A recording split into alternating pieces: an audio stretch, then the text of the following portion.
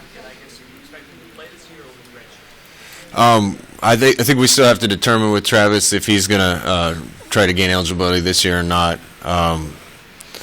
I've been friends with his father for a long time.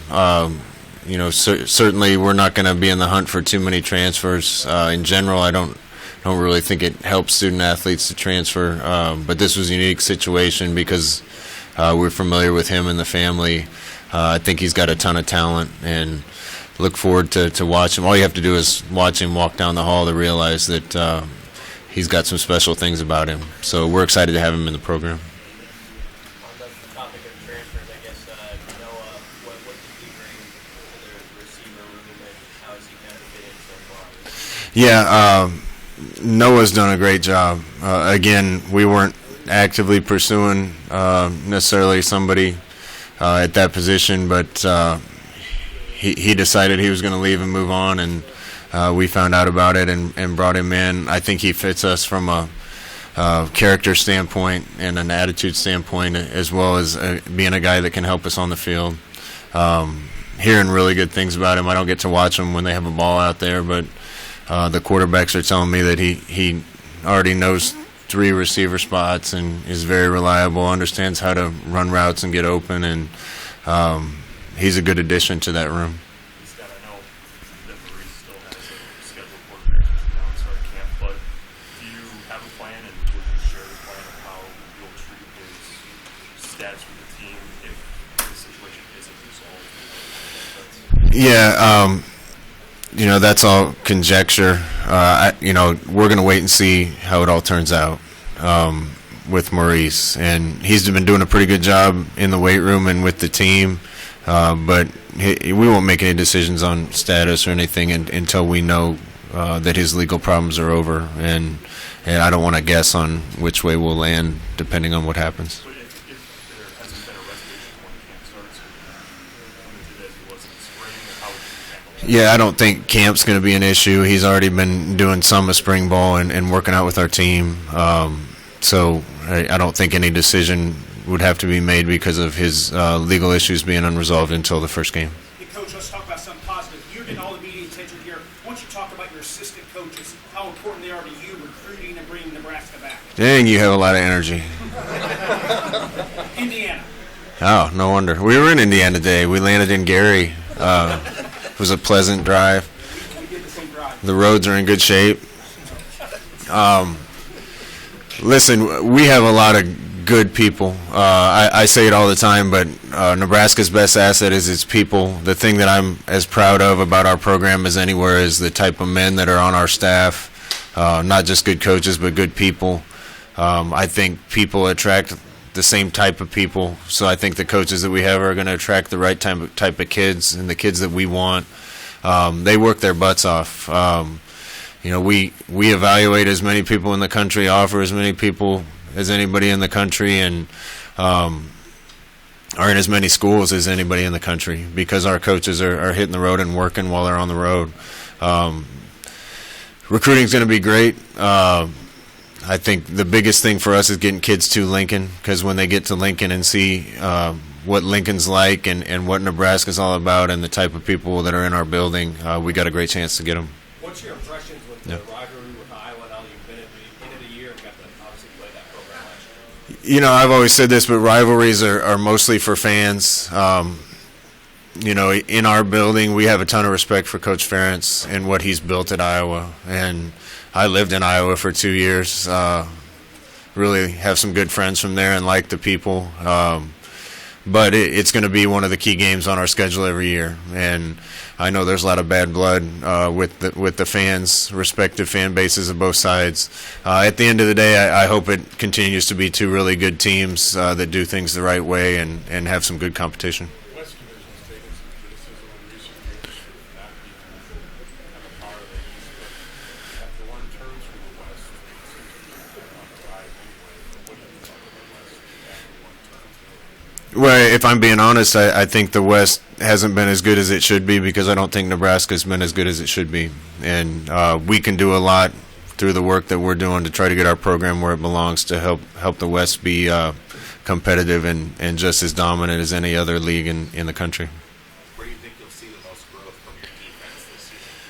I think the most growth will come from confidence.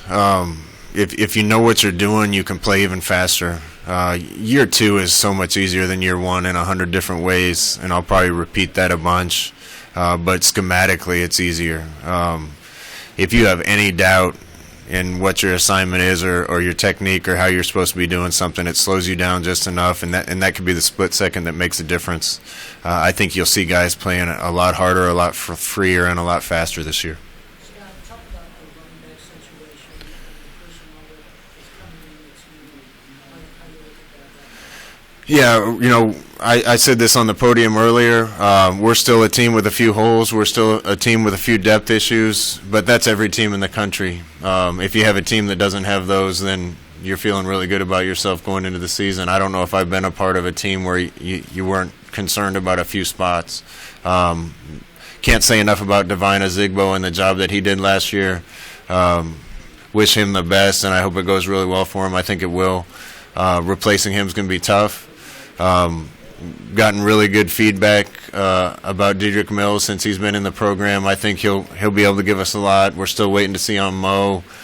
We have some other guys in the program that I think have a chance to help us this year, and then we recruited 2 young freshmen that are doing some really good things in the building already. So we got enough guys there. We just need to make sure, and they're talented enough to do what we want them to do. We just have to make sure that they know what they're supposed to do, know the scheme, and that we get them ready to play on Saturdays. You had mentioned Beatrice, and you have a character that's healthy. Were you in Beatrice? You mentioned what is his health status? I mean, you mentioned you have this deal. So what is his status right now? Where do you feel like he is in progress? Well, he's from Beatrice, so that's why I was talking about Cam. Right? Okay. I don't want to talk about injuries right now, and that's kind of our policy anyway, is to not talk about injuries, and really that's for the players' sake. But Cam got hurt in high school. I think he's had a couple things with his lower body since then that may or may not be related and might be a result of. When he was healthy, I saw some really special things from him. So I think he has a chance to be an elite player if he stays healthy and stays on the course that he's on. And it's important for us as a team to have him, particularly with our need on the interior of the line. Scott, you've been in a position where the young coaches all played and the veteran coaching in the past. What's the key for a young coach like Ryan Day, who's going to be the head coach during the call plays? What's kind of the key to juggling it all? Hey, Ryan Day doesn't need any of my help. He and I have some common things in our background, and I'm sure he's experienced some of the same things that I have. For me, not talking about him, for me the key is having great people around me. As a head coach, if I'm trying to call the plays and I have to be worrying about the defense and adjustments and the special teams and adjustments and the offense and calling plays, I don't think there's a guy out there that could do all that. So having good people around me helps me focus on what I'm doing. Having good people in my ear like Troy Walters and Mario and Held and Greg Austin and Sean Beckton certainly helps too. So this is a team effort, and to get anything done, you have to have good people around you, and I do. Coach, let's talk about your fans. We've been to a couple of Nebraska games. The sellout streak's been going on forever.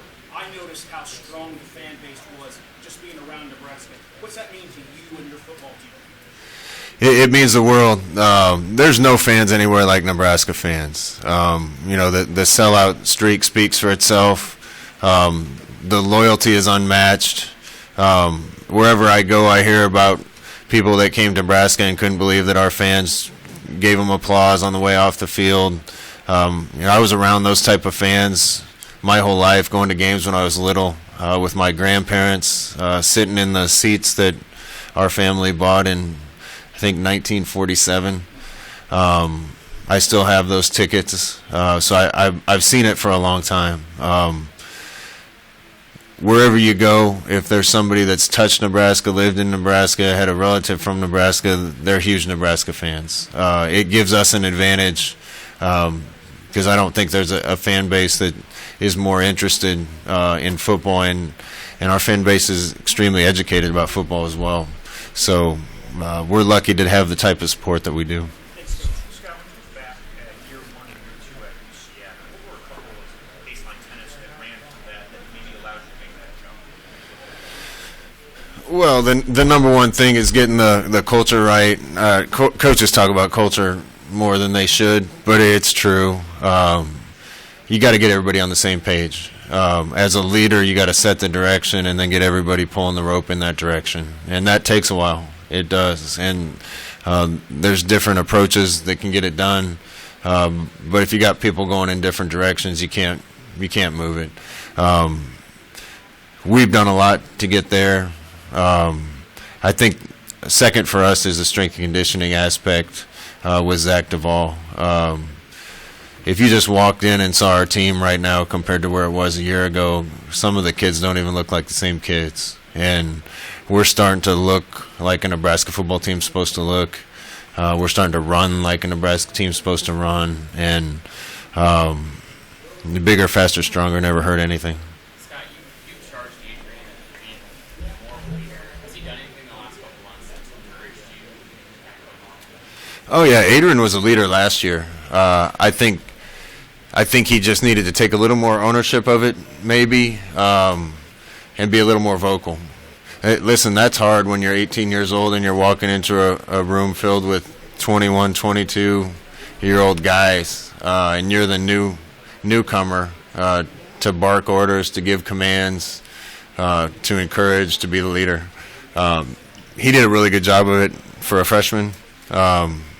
He's not a freshman anymore, so whatever he did last year, he just needs to ramp it up. Can you describe what it was like trying to stop you in their last season for Wisconsin?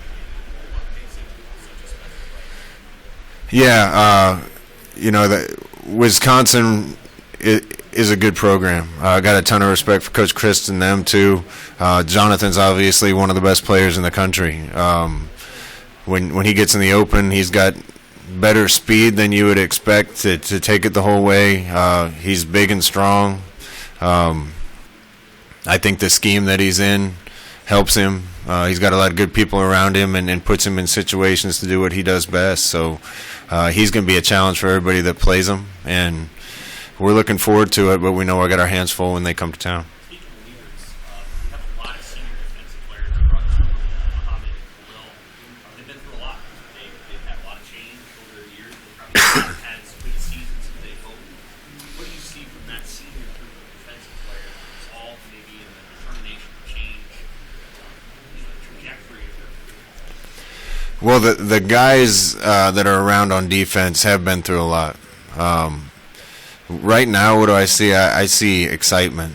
I think these guys are more confident than they've ever been, largely because of the changes that they've made too. I walked into the weight room the other day and watched the D-line lift with Carlos and Khalil and those guys, and I think there was 6 or 7 guys that did 2 reps of over 800 pounds on the squat.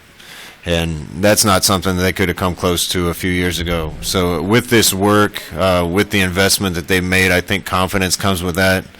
And I think these guys are just as hungry as Nebraska fans to move the needle and do something special. Your defensive assistants are pretty honest guys. It seems like the players have taken that. Like Travis Fisher is really a good guy, but it seems like the players seem to appreciate the frankness that your assistants have. Yeah, I appreciate you saying our guys are honest. We try to recruit honestly. We try to coach honestly. We're in a too competitive a business, and life's too short to represent something that you're not or be phony. And if I was a player, I'd want to hear it exactly how it is. Fish definitely does that. Coach Shenander does that. Javon does that. Tony does. They all do it. And especially in this day and age, kids know when you're not being real with them. Kids know when you don't care about them. Having coaches that care about them and are honest with them is never going to be an issue at Nebraska. Scott, you're the popular pick of the last Nebraska. How do you manage the expectations and tell your kids to avoid the noise? Yeah, I don't care who people are picking. I don't. There's a lot of really good teams in our league. A lot of teams that beat us last year that we didn't beat. I know we're better. We're better than we were a year ago. But we still have to go out and earn anything. Picks are picks, guesses are guesses. 90% of the time you guys are wrong when you guess things. But we're excited. I think there's going to be some confidence that comes along with that. I don't think we have the type of team that's going to get distracted by that. Coach, one last question. Freddie Hoiberg, I know this is the Big Ten football thing, but you were right there when he came back to Nebraska, and you're a Nebraska guy. What's it like having the momentum there again, and the guys coming home to Nebraska and the momentum that you guys are showing now with Freddie coming back? Yeah, we got Freddie from right here in Chicago. Great to have him. He obviously his coaching resume speaks for itself. He's also a great guy. I was excited to have him because it took the attention off me being the new guy for a while. Now we have a new guy. But he's really injected some life and energy into that program, and I'm excited about where Husker athletics in general are going with Coach Cook in volleyball. Obviously, still Coach Pep and Amy's doing a great job in women's basketball with Fred. I'll stop there because I don't want to leave people out, but I think there's some real momentum with Husker athletics right now. Thanks, Coach. How do you view the overall competitive balance in the league, and do you think it'll be impacted? Yeah, I don't care about that. 1 year in the league, I think what sets the Big Ten apart from every other league is the quality of teams top to bottom and the competitiveness of this league. There's no easy games in this league. I don't care who you're playing. You better come ready to play every week. Every single team can beat you if you don't play well. And I'm not sure that exists in every league. I know it exists here. This is a fun league to be a part of because you got to plan well, practice well, and play well if you expect to get a W on Saturday. And I think that's what sets the Big Ten apart.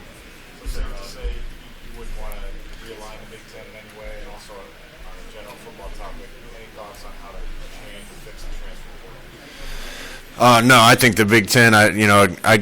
I'm grateful to Jim Delaney. I think he's done a great job with this league in almost every aspect. I love the divisions the way they are. It gives us some geographical rivalries. I don't think it'll be very long before people are talking about the West just as much as they're talking about the East, and we have a responsibility to try and make that happen too. As far as the transfer portal goes, we could talk on that subject for a long time. I think it is right to try to do something because I think when kids want to leave and go to another school, this is America, the land of the free and the home of the brave, and people ought to be able to take advantage of whatever opportunity that they want to. Getting initial eligibility, I think really needs to be addressed to become immediately eligible. Potentially that could have eventually turn college football into a free agency market where kids are jumping around, where schools are recruiting kids from other schools. It could get messy if we don't set it up the right way, and I think they're trying to do the wrong thing. It's just my opinion, but I think we need to be careful with how those rules are laid out to make sure it doesn't affect the integrity of the game. Scott, what did you see in Adrian from when you first met him, when you were recruiting him to UCF, that made you think he might be able to be in a position like he is this year where you're relying on players and Yeah, when we watched Adrian and evaluated him on film when we were at UCF, he was our favorite quarterback in the country. Didn't get to play his senior year, but off his junior tape, he was our favorite guy. And we were lucky to be in a situation to have a chance to recruit him when we got to Nebraska.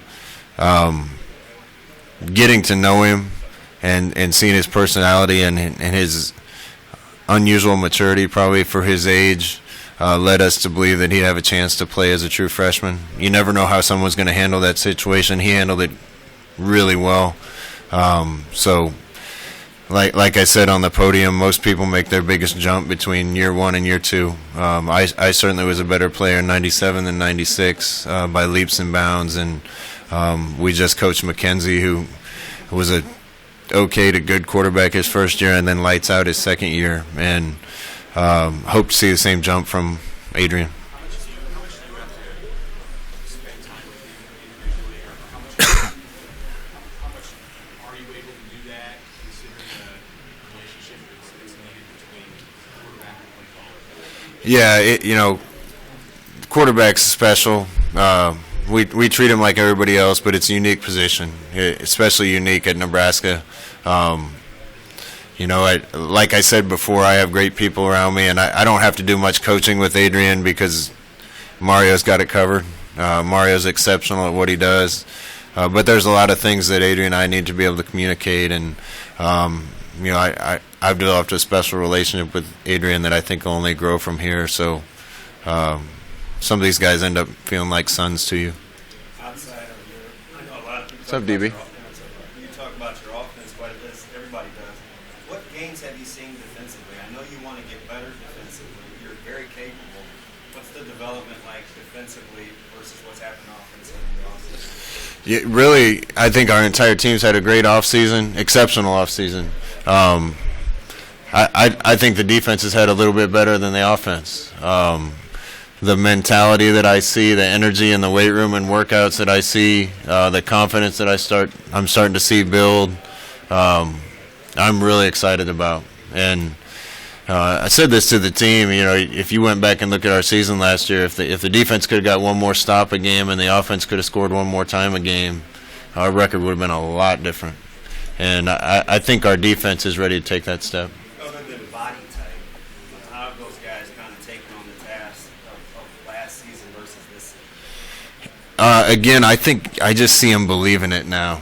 I think they were dipping their toe into that pool of belief last year. I think they wanted to believe that we were leading them in the right direction, but again, they've had a lot of coaches coaching them that have told them the same thing, and they wanted to believe that the direction we were taking them was going to lead to the things they wanted. I think they completely believe that now, and I see a different team from a confidence standpoint, a swagger standpoint, an energy standpoint, and half a defense is energy, enthusiasm, and hustle, and I think that's all going to be better. So Adrian, the better he is, the more attention he's probably going to get. Can you talk to him about that at all? We've talked to Adrian about the attention he's going to get and the fishbowl that he's in a lot, and I don't have any doubt that he's the type of kid that's going to handle that really well. My biggest concern is making sure we have the right people around him so that he can get the type of attention that he deserves. You mentioned that a little earlier, too, about feeling like around the clock because you've not been in the program. Where are you in that process of building skill around it? Do the guys on offense also feel that clock ticking? Yeah, I don't think the guys need to feel that clock. I think it's just our responsibility as coaches to make sure that we field the type of team we need to take advantage of the assets that we do have. We talked about a couple of guys that I think are going to help us from skill position standpoint. We need a couple of linemen to step up. Talked about Cam Jurgens, the need for him to be healthy. I think he can make us better. I think it's exciting, depending on how the couple position battles shake out. There's a chance we can get through this season and then not lose one single starter on offense going into the next year. So inevitably the guys around Adrian or anybody else on offense are going to be better a year from now than they are now. And I feel good about the trajectory we're on. Talk about some of the quarterbacks you've had, even good ones, and each one maybe has their own limitations. With Adrian, you put into words maybe the rarity of having a guy that you feel like you can take this route with. Yeah, I think as great of players as I've coached, and there's some things that maybe those guys were elite at that Adrian's got a ways to go on. I think Adrian can get there. I'm talking about guys that got drafted second in the NFL draft now, but I think the unique thing about Adrian is he's going to be able to throw it as well as we could ever hope a quarterback can throw it. He's got the breakaway speed that's as good as about anybody I've coached. And on top of all that, he weighs more than I weighed when I played. And I certainly wasn't afraid to run between the tackles and take on some tackles from defensive players. And he's got that aspect too, as far as being physical and big and strong. So he's got the mentality. He's got the ability to process information quickly. There's really nothing for the sake of our offense that he's missing. We just have to keep developing it. Conference where you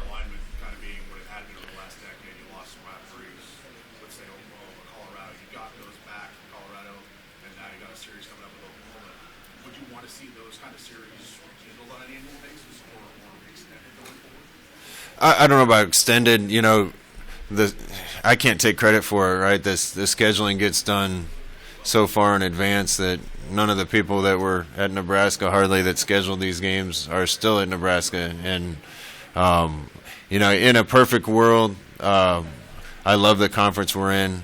If we're going to play one big game against a Power 5 opponent in non-conference, I'd love to see it be one of the old Big 8 or Big 12 teams that we played, especially considering those are games that our fans can drive to and their fans can drive to Lincoln. And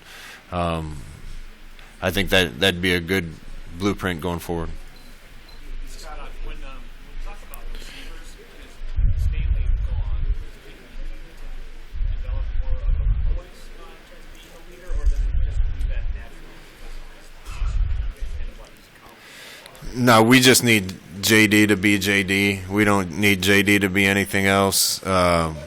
He was a huge part of what we did last year. We're looking forward to him being the same thing. You know, losing Stanley hurts us, but I feel like we're deeper and have more talent on that position as a whole than we did a year ago. And I think Adrian has more confidence in those guys. They have more experience in it. So JD just certainly needs to be a huge part of that, and I expect that he will be, and I think he does too. You had similar conversations with JD that you've had with Martinez about handling a bigger spotlight, per se? Yeah, we've tried to urge JD on from a leadership standpoint. Obviously, being a receiver and being out on the edge, the farther you get from the middle of the field in baseball or the center in football, the less your influence during a game exists, right? Quarterback's able to run the show.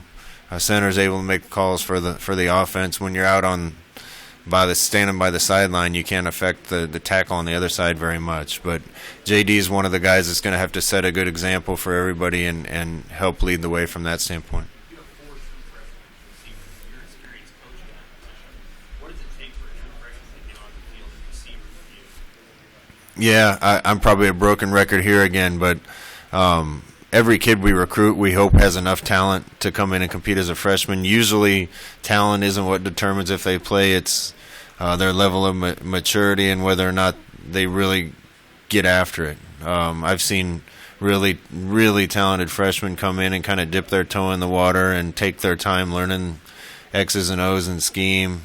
And as talented as they don't play. And I've seen other guys, the first time they step on the field as a freshman, they're full speed, attacking. They handle their business like pros, and those are usually the guys that play. So I'm sure we'll have some of both in this last freshman class, but I also hope a lot of those guys can help us this season. Wandale is the latter guy that kind of gets it right away. Yeah, Wandale, first day of spring practice, looked like we expect him to look. You know, and it's different for those guys that come in and enroll early. They kind of get that out of their system in the spring semester, and they're way ahead from a knowledge standpoint of the guys that are coming in the summer. But a lot of these guys that came in the summer, I think, have a chance to help us too. Yeah, Canaway Noah from Cal, what do you expect from him this year? Yeah, Conaway kind of addressed this already, but that's okay. He's done a great job. You know, we were keeping our eye out. Weren't necessarily going to do anything to the position, but keeping an eye out for somebody that might be able to help us replace the production that we lost with Stanley. It would have taken the right guy, and I think he's the right guy. He's experienced. He's made plays before. Smart enough to learn our system, fast, reliable enough to be a dependable weapon for us. And the reports I'm getting back on him are really good. Is he a guy that is he a fit to play from outside? We'll find out. Like I said, I think one of the cool things is I was just talking to Adrian about this on the way up, but he's been lining up at X, Z, and R for us in 7-ons apparently. So he came in and learned it all pretty quickly, and that's going to allow us to keep him on the field in more situations. Hey, Scott, what you said about this, the importance of the center spot and considering the experience there, regardless of those guys' health going into camp, that position and finding one guy, and you expect that you're going to do some tinkering there, and even looking at some guys who played other spots in the spring?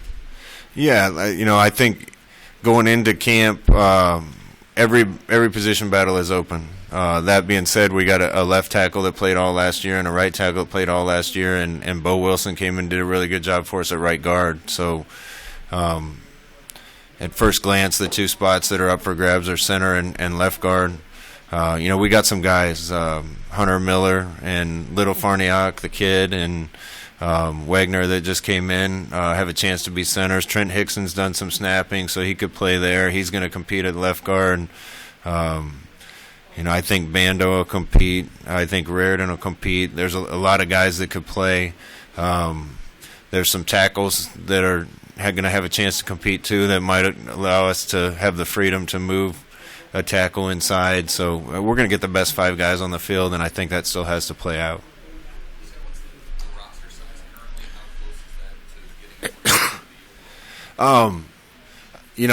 I want to run the program in a lot of ways as close to what Coach Osborne did as I can. And I think the benefit that we got from our walk-on program and developing more guys has been talked about a lot by me and by others. Our roster size has grown. Bill Moose and the rest of the athletics at the University of Nebraska have really helped us from that standpoint in getting the Title IX numbers right so that we can have more athletes on the team. We'll see where it goes from here, but I'm grateful to the people that have helped us grow the roster again.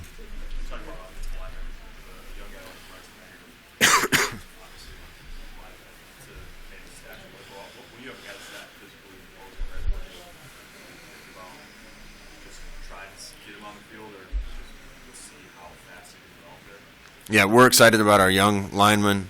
Matthew Anderson, Michael Lynn, obviously Bryce, Jimmy Fritchie. We're excited about all those guys.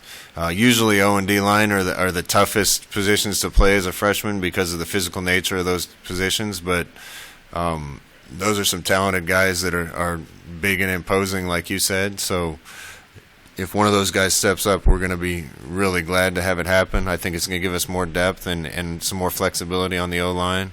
Didn't mention Ethan Piper, but we were planning on starting him on defense. He's going to start on offense now and has been doing a really good job this summer. So between that group of guys, of freshmen, I hope somebody can help us this year. Yeah, Ethan will be an inside guy for us to start out, and that may or may not be permanent, depending on how it goes. But he's going to be a guard center guard for us. Hey Scott, Bill Moose. When did you get here? Bill Moose emphasized the need to win 6 and get to a bowl game this year. Why do you think that's important? To win 6? I'm not sure any of us would be happy with 6, but I'm not worried about the number right now. I'm worried about getting better, and we are better. So I want our kids to have expectations. We're just not going to talk about them much in the program, but I don't want to have another Christmas at home until I'm retired. There's been a lot of talk about the start to last season, but what did you personally learn about yourself during that stretch as you wanted to start? What I learned about myself? I've kind of been through a lot of this before, either as a player, as a coach, good times and hard times. I guess this is personal, but one of the things I'm most proud of in my career as a player and a coach is probably being able to persevere and stay the course through the good times and the bad. And our whole coaching staff did that last year. I think if the players would have seen us panic, if the players would have seen us change our minds about how we expected things to be done or the approach that we were going to take, I think it would have gotten worse instead of better. But we were consistent. We stayed the same. We didn't break under pressure. And eventually it started to get to look like what we want it to look like. And I think that consistency is important. Scott, you face a locker running backs this year, Jonathan Taylor, J.K. Dobbins. How do you guys get better to slow them down? Yeah, I think at times we did really well against the run last year. At times we didn't. The strength and conditioning is going to take care of a lot of that, I hope. We need to be able to adjust some things defensively too, and I think they've been working on that. It's a completely different scheme when you're playing someone like Ohio State and they're in 3 or 4 wide, and then you get into games against Iowa and Wisconsin where they're going to have tight ends on the field and pack the box and run it at you. And as we get more depth, more versatile, more athletic, I think we'll be able to adjust and adapt to those things better. But our team, I think physically is going to be more equipped to take those things on. Where do you see that most? Your defense being more physically equipped to take that on? In the weight room, so it's different. This is mostly Nebraska people here now, so I'll talk about it. But I still want to get back to a day when we tested Nebraska. It's a big deal. And I remember that. It was in your guys' papers every year, twice a year, when we tested, did our 40 agility run, squat, clean, vertical jump, all those things. It was competitive. It was impressive, and it was a big deal. I don't think Zach felt like we were in a position where we could make that public yet. We're really close to that now. Some of the numbers that I'm seeing out of the weight room are night and day different from when we arrived, and it's going to make a big difference. Going back to when you first became head coach at UCF, how big of a priority was it to get Zach in? Zach's a guy I knew from all the way back in college. This quote's probably been out there from me, but I remember being at Oregon and watching our offense and watching us put up points on people and watching the speed of the players, and it was awesome to be a part of. The only games we lost out there were games where somebody was just bigger and stronger than us, and we couldn't deal with it. And I always thought back then if you could mix the Oregon speed approach with old school Husker power, I used to quip that we wouldn't lose a game. That came true in year 2 at UCF. We combined the two things and we didn't lose. And I think it's a good formula that's worked for us and is going to continue to work for us. What kind of separates him from your ordinary strength coach?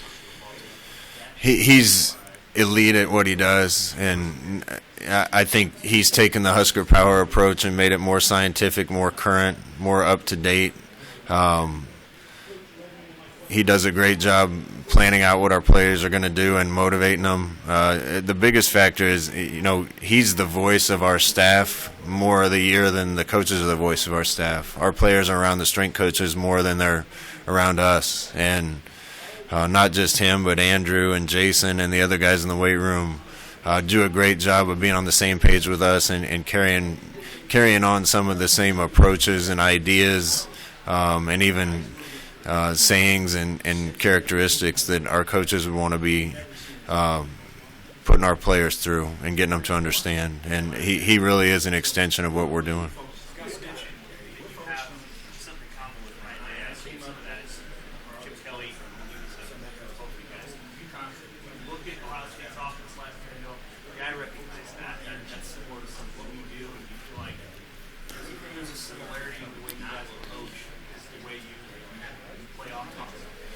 Yeah, I've known Ryan. I think the first time I met Ryan was at the Chipper and Zipper golf tournament in Maine, out of New Hampshire, when I went up there to play with Chip. And Ryan's a guy Chip knew for a long time. He's had a fast rise in coaching. I know BC and on to the Eagles and 49ers and then Ohio State. And I think his roots in offense are out of Chip's system the same as ours. Now, ours has evolved a lot. His has evolved a lot, sometimes in the same direction, sometimes in different directions. But you can definitely see the nuts and bolts of it coming from the same place, and probably trace both of those back to Chipper.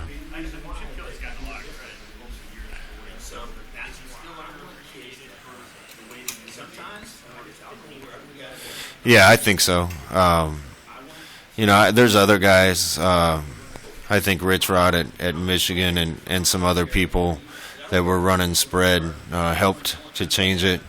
But it really, in my opinion, caught fire at Oregon when I was there with Chip. And, those first couple years I was at Oregon, everybody was running an old school pro-style offense from under center, and people had no idea how to stop some of the things we were doing. It's hard to find a college football team now that doesn't run that stuff. I think there's other people, but Chip's had as much to do with that transformation as anybody, and it's honestly it's trickled both ways, upstream and downstream. It's hard to find high schools anymore that don't run spread, and even a lot of, a long time ago, I think football ideas often came down from the NFL through college to high school. It's just my opinion, but I think the last several years it's almost gone upstream from college to the NFL, and you see some unbelievable things that teams like the Chiefs and Eagles and Bears and here in town and other people are doing that have a lot of roots in college football. You spend a lot of time trying to stay ahead of the curve. Like, I got to innovate in a way that's ahead of the game. Yeah, absolutely. It's hard to come up with new things, particularly in this day and age, and I've talked about this before, but when you did something unique, it used to take people a whole season or 2 seasons to emulate it or catch up to it. I really remember a couple plays that we've run that were what we thought were new. It's probably already been done, but you don't remember it, and the next week 3 or 4 teams in the same league are running the same thing, and so it's getting harder and harder to be unique, but we're always going to try to stay ahead of the curve and do some things that people aren't ready for. I think if you go back and look at raw numbers, the championship.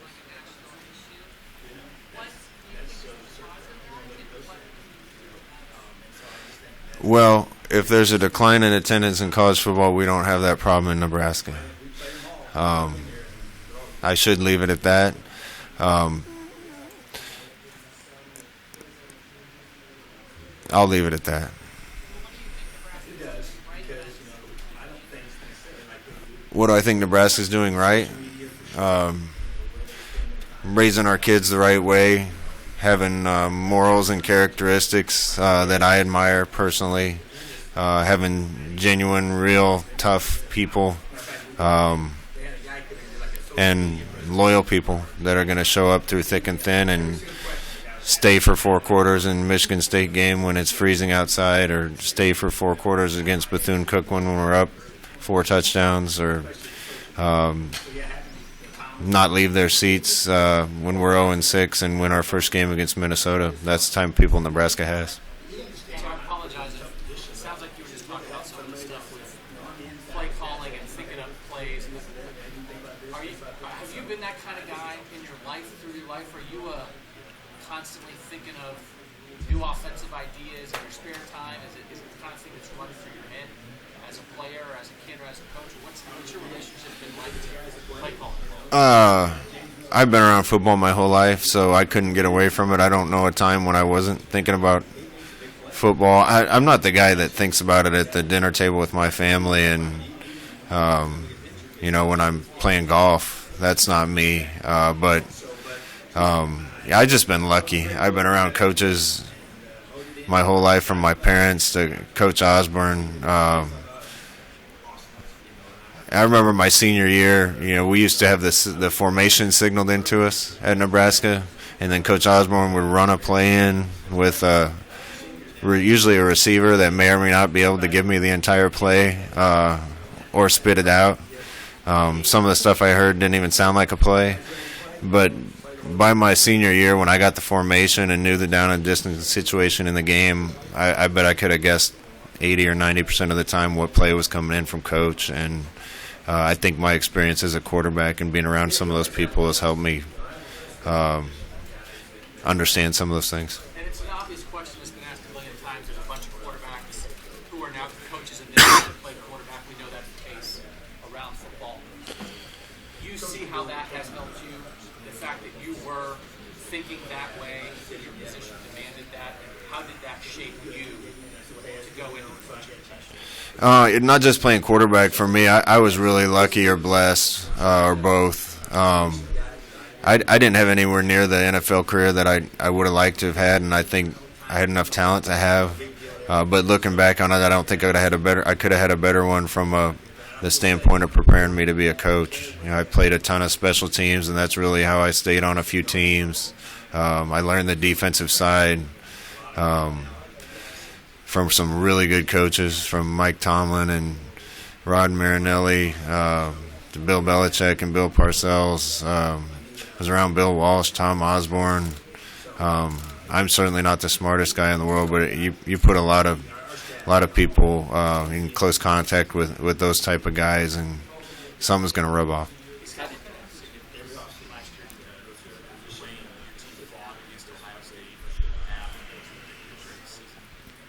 Yeah, I think one of the most encouraging thing to me, other than where I see our team at in a lot of the areas that I've already talked about, is we were nowhere near the team that I want us to be last year. Not even close.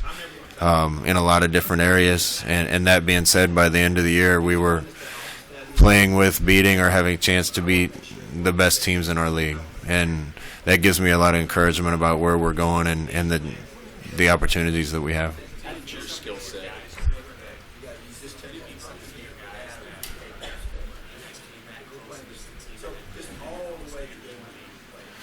Yeah, I think particularly in light of what happened at Michigan, I give Michigan a ton of credit. We weren't ready for that game. We weren't ready for them and what we saw that day. Fast forward however many weeks it was, and we played a similar team in Columbus and had chances to win. And we're certainly in the game. And then to see Ohio State go win the league, we had to try to not win the Northwestern game. Give them a ton of credit. Coach Fitz does a great job. We're going to win that game most of the time in some of the situations we were in. And those two teams, Ohio State and Northwestern, were in the championship game. And both of those are games that we had a chance to win. So, again, that gives me a lot of hope and encouragement. How did your skill set, personally as a quarterback, compare to we weigh about the same. I think I could have given him a race. I think it would have been close. I wouldn't give myself enough credit to compare myself in any other way. Football facilities a lot. Do you feel like you need a standalone facility or a new facility as part of it? Yeah, there's been buzz about that, and we'll see where that goes. I think what we have is perfectly functional right now. That being said, the one thing about it that's a challenge is really it was built during the Steve Peterson and Bill Callahan era when they were dealing with a 105-man roster. We have 150 some on our roster right now. We don't have that many seats in our team room. Our position rooms are too small. Our training room is way too small. There's some things about our facilities that don't fit the mold of what we're trying to build right now. I think on top of that, when ours were built, they were the best in the country. Since then, so many people have built. I heard the stat the other day that of 85, I think it is, Power 5 teams, 82 of them either renovated or built new since we built ours. So at some point, we're going to have to do something. Really what you want to do is give high school kids as many reasons as you can give them to come to Lincoln, Nebraska and play football. And if that means that we need to upgrade in some way, shape, or form, then I hope we come to the right decision on that.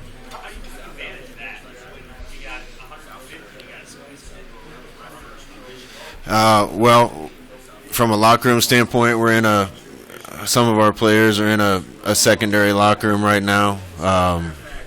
Team meetings, we have guys sitting on the stairs. Training room, we have to shuffle them in and out.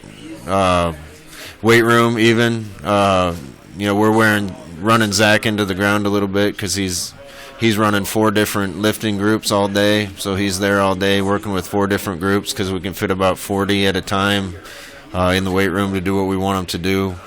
So we're managing it, and like I said, it works fine. We can get it done where we are, but I understand why there appears to be a little bit of conversation about whether or not we need to step it up to compete with the people that we're trying to recruit against and play against. You talked about how I just felt like how well you could anticipate with Tom. What Tom would do. Did you and Adrian have that kind of? I know you. I think that